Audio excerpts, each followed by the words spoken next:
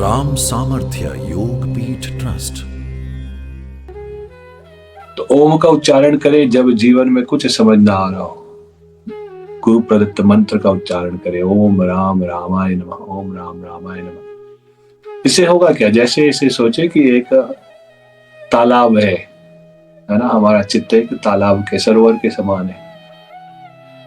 उसमें एक चिंता रूपी पत्थर आके गिरा है। वो कोई भी चिंता हो सकती, परिवार की, स्वास्थ्य की, संबंधों की, धन की, कुछ भी हो सकती। तो आएगा तो क्या करेगा, चित्त में उथल पुथल करेगा। पर वो चिंताओं के पत्थर अगर बार बार उस सरोवर में गिरते रहेंगे तो बार बार उसमें उथल पुथल होती रहेगी। उससे उसका भीतर का जो नीचे जो जमी हुई गंदगी है, मिट्टी है, वो सब पानी में मिल जाएगी, पानी धुंधला हो जाएगा। फिर उसके भीतर से हम जब झांक के नीचे कुछ देखना चाहेंगे, कुछ दिखेगा नहीं।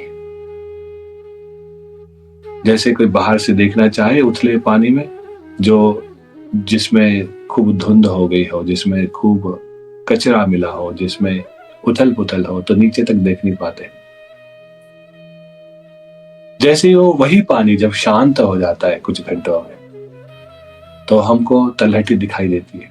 ऐसे ही जब हम ओम का उच्चारण करते हैं, जब हम नाम का उच्चारण करते हैं,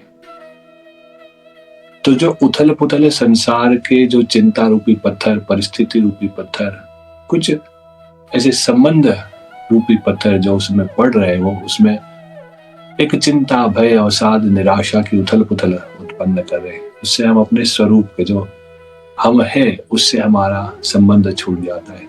हमारा संबंध क्या है, स्वयं से, सच्चिदानंद स्वरूप का।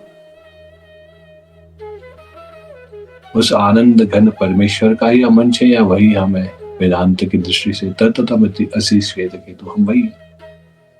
तो जैसे ही हम स्वरूप से छूटते हैं तो फिर उथल पुथल सब्जी और दिखाई देती, चित्त की और उथल पुथल बढ़ती है। फिर उसमें निर्णय क्षमता हमारी खराब हो जाती है, क्योंकि हम जो निर्णय ले रहे वो स्वार्थ से, वो भय से, वो अवसाद से प्रेरित होके, लोभ से प्रेरित होके, वासना से प्रेरित होके, असत से प्रेरित होके ले रहे। जब हमारा चिंतन असत का है, विचार असत के हैं, विचार जैसे होंगे वैसे हमारे कर्म हो जाएंगे। जब कर्म हमारे असत प्रधान होंगे तो फिर सुख दुख से हम कैसे बच पाएंगे, और जो आनंद ढूंढने निकले थे मिलेंगे कहाँ। इसलिए जब ओम का उच्चारण करें तो धीरे धीरे चित्त की वृत्तियां शांत हो जाती। ओम इति एकाक्षर ब्रह्म।